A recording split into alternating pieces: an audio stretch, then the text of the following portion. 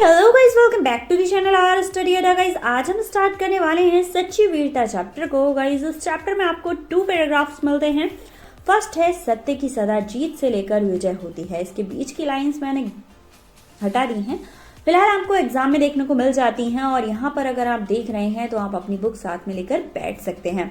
सबसे पहले देना होता है आपको संदर्भ। जैसा कि मैंने आपको पिछले चैप्टर में बताया था कि भाई बुक का नेम, चैप्टर का नेम एंड राइटर का नेम लिखना होता है और लाइन सेम रहती है। तो यहाँ पर प्रस्तुत गद्यांश, ये क्या है? गद्यांश है।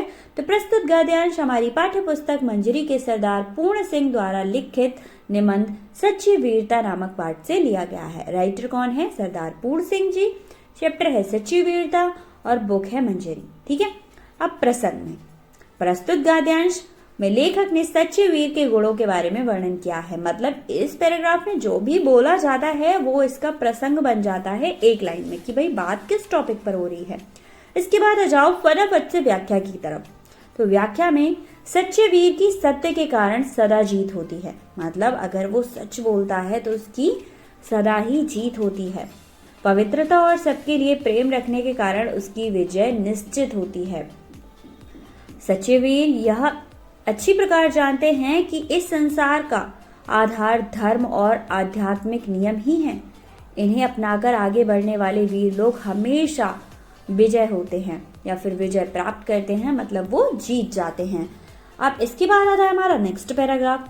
तो जैसा कि आप सभी लोग जानते हैं कि संदर्भ और प्रसंग इस चैप्टर का सेम रहेगा। एक चैप्टर का एक ही देती हूँ, पर यहाँ पर मैंने पूर्वव्रत लिखा है, आप नहीं लिख सकते ये चीज। ठीक है, आपको जो ऊपर वाला संदर्भ है वो लिखना होगा।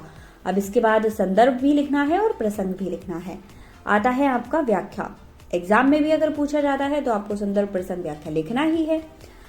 व्याख्या में पहले लाइनें देख लीजिए, जब हम कभी से लेकर रंग खिलेंगे तक। ठीक है, और इसकी व्याख्या क्या है? लेखक ने वीरता के प्रभाव के विषय में बताया है कि अगर आप जीत जाते हैं, आप वीर होते हैं, मतलब आप साहसी वीर, जो भी शब्द यूज कर सकते हैं, तो वो बताते हैं कि हम जब किसी वीर पुरुष की वीरता का वर्णन सुनाते हैं तो शरीर में लहरें उठने लगती हैं और तन रोमांचित हो उठता है। लेकिन दिखावे के कारण यह प्रभाव देर तक नहीं रह पाता, क्योंकि हमें सचमुच वीर नहीं बनना चाहते।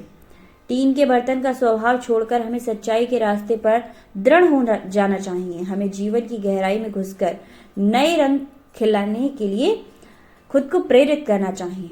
जब हम कोई मोटिवेशन वाली मूवी देखते हैं तो मोटिवेट हो जाते हैं, जब कोई सैड मूवी देखते हैं तो सैड हो जाते हैं। तो ये हमारे अंदर है, पर ये क्या रहता है? परमानेंट नहीं रहता। तो हमें अपने व्यवहार को बदलना चाहिए और एक वीर पुरुष या वीर महिला की भांति स्वभाव रखना चाहिए। आई होप आपको चैप्टर समझ आया होगा। सारे चैप्टर्स को चेक करने के लिए फटाफट से डिस्क्रिप्शन में प्लेलिस्ट लिंक दिया है, वहां जाकर चेक कर लो। मिलते हैं नेक्स्ट वीडियो में। कोई भी प्रॉब्लम है कमेंट जरूर करना।